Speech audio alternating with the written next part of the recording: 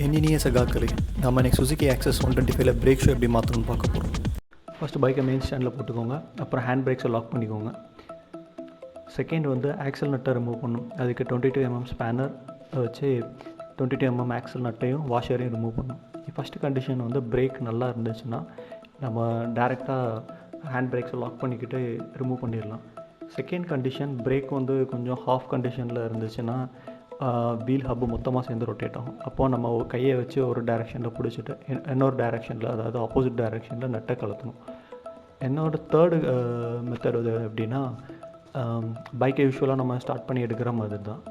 ஸ்டாண்ட்லேருந்து மெயின் ஸ்டாண்ட்லேருந்து ரிமூவ் பண்ணிவிட்டு யார்கிட்டையாவது ஒரு பெரிய ஸ்பேனரை வச்சு இந்த பேக்கில் இந்த நட்டை ஹோல்ட் பண்ண சொல்லிக்கணும். அதுக்கப்புறம் ஆக்சிலேட்டர் கொடுத்து வண்டியை லைட்டாக ஃப்ரண்ட்டில் மூவ் பண்ணணும். அப்போ அந்த ஸ்டார்டிங் இனிஷியல் பாயிண்ட்டை மட்டும் லூஸ் ஆகிடுச்சுன்னா அடுத்தது மெயின் ஸ்டாண்ட் போட்டு நார்மலாக எப்பவும் போல் லூஸ் பண்ணிக்கலாம் ஹேண்ட் பிரேக்ஸை போட்டு. அடுத்த ஃபோர்த் மெத்தட் வந்து மெயின் ஸ்டாண்டில் வண்டி இருக்கணும், ஆனால் ஸ்பேனரை வந்து ஏதாவது ஒரு இன்ஜின் பெட் சைட்லேயோ இல்லாட்டி மேலே சைலன்சர் சைட்லேயோ அதை லாக் பண்ணிவிட்டு ஆக்சிலேட்டர் கொடுக்கணும். இது கொஞ்சம் ரிஸ்க்கானது. சில டைம் வந்து ஸ்பேனர் அப்படியே தூக்கி அடிக்கும், நீங்கள் கரெக்டாக வைக்கலாம். ஆப்போசிட் டைரெக்ஷனில் வீலோட ரொட்டேஷன் டைரெக்ஷனுக்கு மாற்றி எதுவும் வச்சிங்கன்னா இதாகும். இது கொஞ்சம் ரிஸ்க்கானது. ஃபைனலாக வாஷரையும் நட்டையும் எடுத்து வச்சுக்கோங்க. லாஸ்ட்டாக ஹேண்ட் பிரேக்ஸை ரிமூவ் பண்ணுங்கள். இப்போ நம்ம பிரேக் ஷூஸை லைட்டாக லூஸ் பண்ண போகிறோம். ஏன்னா இதோட பிரேக்கோட ஃப்ரிக்ஷனில் அந்த வீல் வந்து சுற்றி பிடிச்சிட்ருக்கோம். அதனால் நம்ம ஃப்ரீயாக கலத்த முடியாது. அதனால் ஒரு 14mm ஸ்பேனர் எடுத்துக்கிட்டு இந்த பிரேக் நட்டை லூஸ் பண்ணணும். இது ஃபுல்லாக கம்ப்ளீட்டாக ரிமூவ் பண்ணணுன்னு இல்லை, அந்த நட்டை ரிமூவ் பண்ணணுன்னு அவசியம் இல்லை. மேக்ஸிமம் முடிஞ்ச அளவுக்கு லூஸ் பண்ணால் போதும். அது அப்போ தான் அந்த பிரேக் பிடிச்சிருக்கிறது வந்து வீல் ஹப்பில் இருந்து ரிலீஸ் ஆகும், நம்ம எடுக்கிறதுக்கு ஈஸியாக இருக்கும்.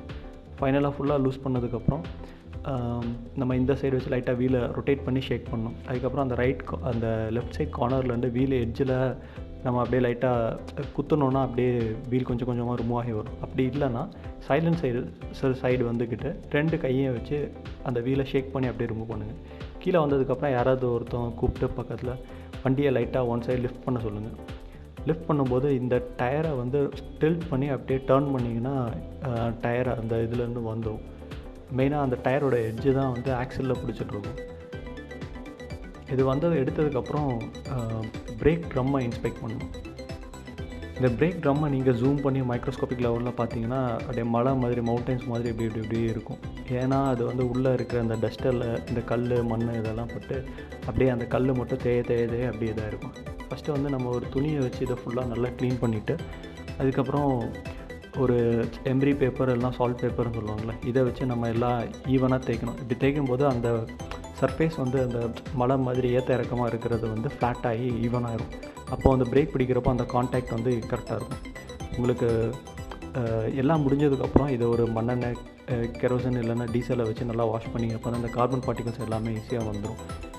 மழை டைம் வந்து உங்களுக்கு பிரேக் இந்த ஸ்க்ரீச்சிங் நாய்ஸ் வந்துச்சுன்னா நீங்கள் இந்த எம்ரி பேப்பரை வச்சு க்ளீன் பண்ணி போட்டாலே போதும், உங்களுக்கு அந்த ஸ்க்ரீச்சிங் நாய்ஸ் நின்றுடும். ஃபைனலாக இது எல்லாமே க்ளீன் பண்ணி முடித்ததுக்கப்புறம் நம்ம அடுத்தது வந்து பிரேக் ஷூஸ் எப்படி இருக்குதுன்னு பார்க்கணும். இதுக்கு வந்து இந்த 2 சைடு இப்படி பட்டர்ஃப்ளை மாதிரி இருக்குல்ல, அதை ப்ரெஸ் பண்ணிங்கன்னா போதும் பிரேக் ஷூஸ் வந்துடும். இதோட கண்டிஷன் இப்போ பார்த்தீங்கன்னா ஃபஸ்ட்டு மெயின்டைன் பண்ணுறதா இருந்தால் நீங்கள் அப்படியே எம்ரி பேப்பரை வச்சு தேய்ச்சி போட்டுடலாம். இதை எப்பவும் போல் க்ளீன் பண்ணிவிட்டு நான் சொன்னதில்ல, அந்த மழை டைம் ஏதாவது சத்தம் கேட்டுச்சுன்னா இந்த மாதிரி தேய்ச்சி அப்படியே போடுங்க, அது சரியாயிடும். அதே போல் அப்பப்போ க்ளீன் பண்ணிங்கன்னா தான் அந்த ஃப்ரிக்ஷன் கரெக்டாக இருக்கும். இல்லைனா அதில் ஃபுல்லாக கார்பன் டெபாசிட் ஆகிருக்கும். இப்போ இந்த லைனரை பார்த்தீங்கன்னா ஃபுல்லாக தேஞ்சிடுச்சு. அந்த பிரேக் ஷூ ரிம் கூட இது ஈவன். அதுக்கப்புறம் இப்போ ஃபைனலாக வந்து பிரேக் ஷூஸ் மாட்ட போகிறோம். இதோட ப்ரைஸ் வந்து 260. முன்னாடியெல்லாம் பிரேக் ஷூஸ் வாங்கும்போது ஸ்ப்ரிங் வராது, இப்போ கூடயே கொடுக்குறாங்க. இந்த ஸ்ப்ரிங் வந்து அப்பப்போ நம்ம மாற்றுறப்போ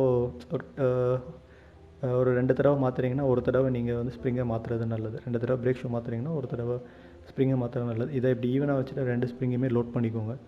லோட் பண்ணிவிட்டு ஈவனாக எடுத்துகிட்டு அப்படியே பிரேக் ஷூ கிட்டே போங்க. இதை அப்படியே ஹோல்ட் பண்ணி அப்படியே ஃப்ளாட் ஆக்கிடுங்க. ஒரு பட்டர்ஃப்ளை சிறக விரிக்கிற மாதிரி தான் இது. ஈஸியாக தான் இருக்கும்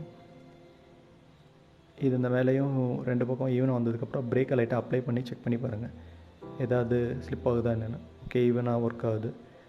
அதுக்கப்புறம் யாராவது ஒருத்தவங்களுக்கு கூப்பிட்டு பைக்கை வந்து லிஃப்ட் பண்ண சொல்லுங்கள். வீலை நம்ம லோட் பண்ணோம். இப்போ இந்த வீலை வந்து அந்த ஆக்சலில் கரெக்டாக ப்ளேஸ் பண்ணி ரொட்டேட் பண்ணுங்கள். இந்த வீல் எக்காரணத்துக்கு கொண்டு லூஸாகவோ ஏதோ இருக்கக்கூடாது. இப்படி இருந்துச்சுன்னா பேரிங் அடிவாங்க, வண்டி கிராஸில் டயர் ஒன் சைடாக தேயும், இந்த மாதிரி ப்ராப்ளம்ஸ் வரும். வாஷரையும் நட்டையும் போடுங்க. 22 mm ஸ்பேனரை வச்சு டைட் பண்ணுங்கள். ஒன் சைடு வச்சுட்டு இந்த வீலை அப்படியே ரொட்டேட் பண்ணிங்கன்னா போதும், அது டைட் ஆகிட்டே இருக்கும்.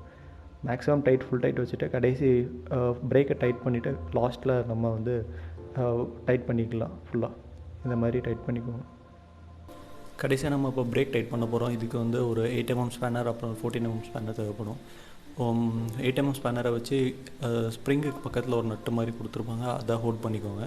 14 mm ஸ்பேனரை வச்சு பிரேக் நட்டு அதை வெளியே இருக்கிறத டைட் பண்ண ஆரம்பிக்கும். ஒவ்வொரு ரொட்டேஷனுக்கும் பிரேக் அப்படியே டைட் ஆகிட்டே இருக்கும். சில டைம் நீங்கள் ஃபுல்லாக டைட் பண்ணிட்டீங்கன்னா வீல் ஜாம் ஆயிரும். அதனால் அப்பப்போ வீலே ரொட்டேட் பண்ணி பார்த்துக்கோங்க. இது ஏன்னா சில டைம் வெளியே மட்டும் டைட் பண்ண, வேறு பைக்காக இருந்தால் ஸ்ப்ளெண்டர் அந்த மாதிரி பைக்காக இருந்தால் வெளியே மட்டும் டைட் பண்ணலாம். இது வந்து கேபிள் வந்து ட்விஸ்ட் ஆகிரும். இதோட லென்த் ரொம்ப பெருசாக இருக்கிறதுனால அது ஒரு ப்ராப்ளம் வரும். அதனால் அப்பப்போ செக் பண்ணிவிட்டு அதை பிரேக்கையும் பிடிச்சி பார்த்துக்கோங்க லெவல் கரெக்டாக இருக்கான்னு.